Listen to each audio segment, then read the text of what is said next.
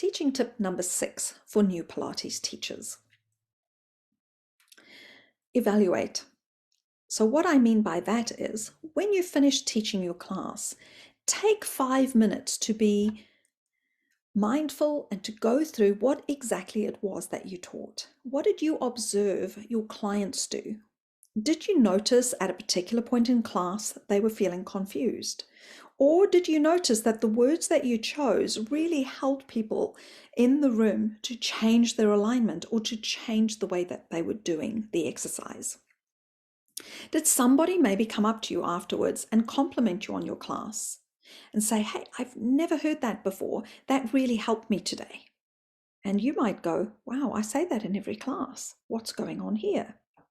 Well, people are often not ready to hear what you're saying at the time. Sometimes it takes a bit of time for the body to take all of these different instructions on board before they can actually feel it for real.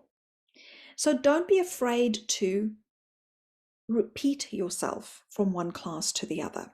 As much as we're trying to vary our cues for as many different people as we can, there are some key cues that will eventually fall upon that work for the majority of people and that are worth repeating.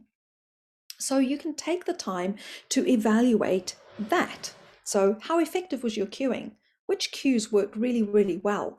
Are we going to keep working on those cues and refining them because we can see that they're making the biggest difference? Evaluate your own teaching. Don't be super critical. Be kind to yourself. But do acknowledge the fact when things haven't worked, because that is going to be your biggest teacher.